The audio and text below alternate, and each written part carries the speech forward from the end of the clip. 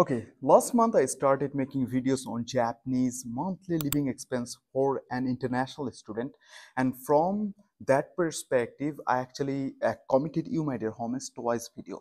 যার মধ্যে কিনা প্রথম ভিডিওটা আমি অলরেডি আপলোড করে দিয়েছি আমাদের জাপান মামার ইউটিউব চ্যানেলে, যেটা কিনা বিশেষ করে জাপানে হাউসিং এবং লাইক মান্থলি ইউটিলিটিস বিলস বাবদ কত টাকা খরচ হবে সেইটার উপর একটা কমপ্লিট একটা রিক্যাপ করা ছিল।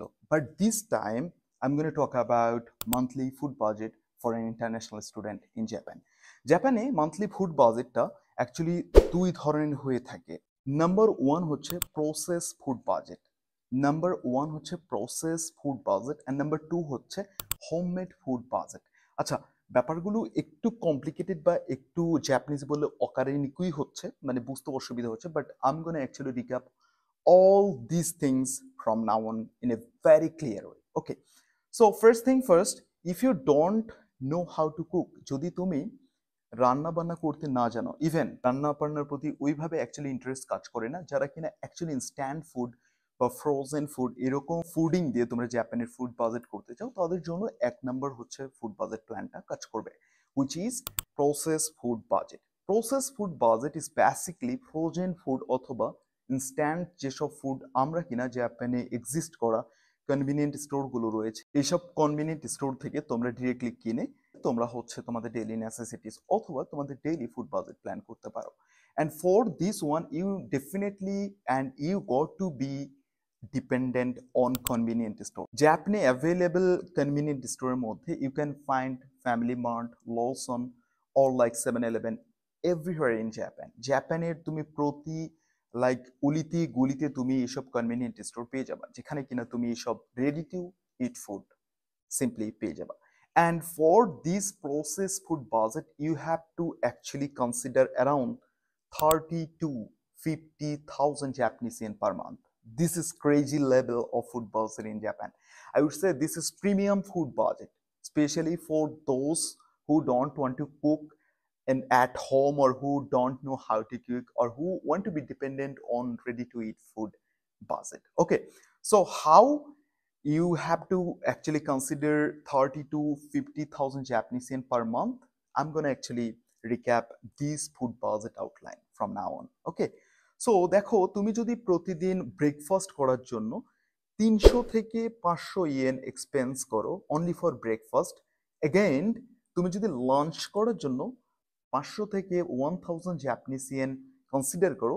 অন দ্য আদার হ্যান্ড তোমরা যারা কিনা ডিনারের জন্য আবারও 300 থেকে 500 জাপানিজ ইয়েন কনসিডার করবা, তাহলে অটোমেটিকলি তোমার পার ডে ডেইলি তোমার ইন টোটাল 1000 থেকে 2000 জাপানিজ ইয়েন কনসিডার করতে হবে। If you are actually calculating this amount of your daily expense into a month, then it will be 30 to 50,000 Japanese yen.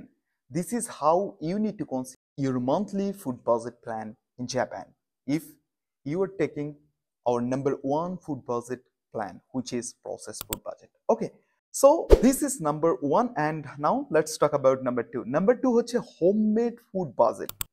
Homemade food budget is one of the best food budget plan for the people who want to minimize their cost on fooding. Even যারা কিনা রান্না ভালোবাসে, যারা কিনা রান্না করতে পছন্দ করে, এন্ড যারা কিনা বাংলাদেশি খাবারের প্রতি ডিপেন্ডেন্ট হইতে চাই, তাদের জন্য এই 2 নাম্বার ফুড বাজেট বেশি করে জানার জায়গা।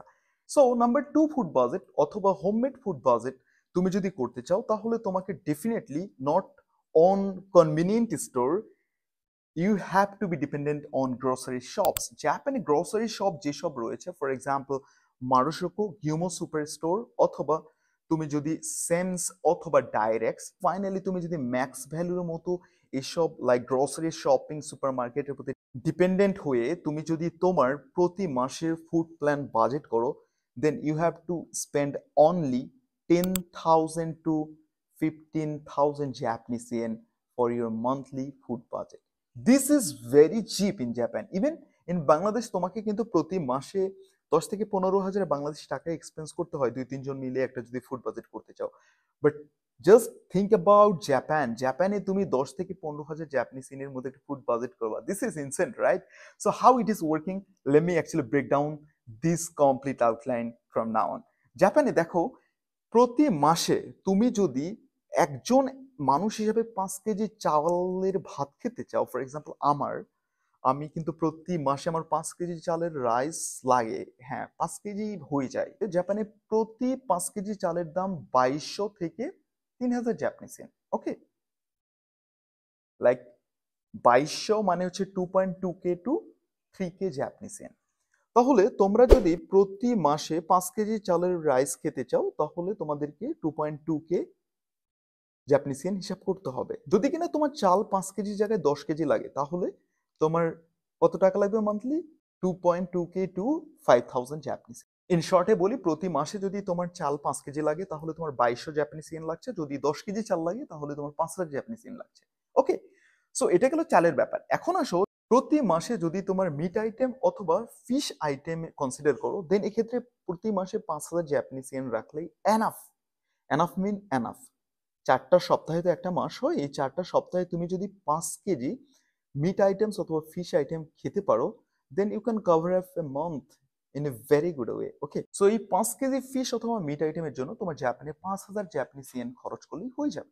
ওকে, অ্যান্ড ফাইনালি ভেজিটেবল স্ন্যাক্স অথবা ড্রিঙ্কস আইটেমের জন্য তুমি যদি প্রতি মাসে 2.5K মানে 2500 জাপানিজ ইয়েন থেকে 5000 জাপানিজ ইয়েন যদি তুমি কনসিডার করো, then you can simply and completely in a good way তুমি তোমার প্রতি মাসে এই ড্রিঙ্কস, স্ন্যাক্স অথবা ভেজিটেবলের বাজেটটা করে ফেলতে পারবে। সো ইন টোটাল তুমি যদি এই কমপ্লিট যে অ্যাকচুয়ালি হোমমেড ফুড বাজেটের যে আউটলাইনটা রয়েছে, এটা যদি তুমি চিন্তা ভাবনা করো, দেখবা যে তোমার প্রতি মাসে মিনিমাম 10,000 জাপানিজ ইয়েন থেকে 15,000 জাপানিজ ইয়েন লাগবে। This is all. Okay, so for making homemade food in Japan, this is enough. এর বাইরে লাগবে না।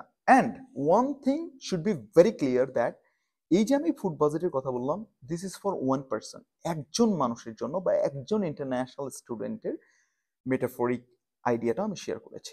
And this is actually I'm just conveying you, my dear homies, from my entire life of Japan's experience. Okay, so আমার লাইফের experience থেকে আমি share করছি, এর বাইরে কিছু না। হোপফুলি তোমরা জাপানে ফুড বাজেট প্ল্যান নিয়ে খুব ভালো একটা ধারণা পেয়েছো। এর বাইরেও তোমাদের যদি কোনো আস্কিং থাকে, do let me no in the comment box, and if you have any confusion and stuff, then I'm very open for your actually confusion and question in the comment box. Please feel free to drop in the comment box. So thank you very much for watching this video. I'll be right back on next week with another video. So stay tuned in Japan, mama, and do something like your mama. Bye bye.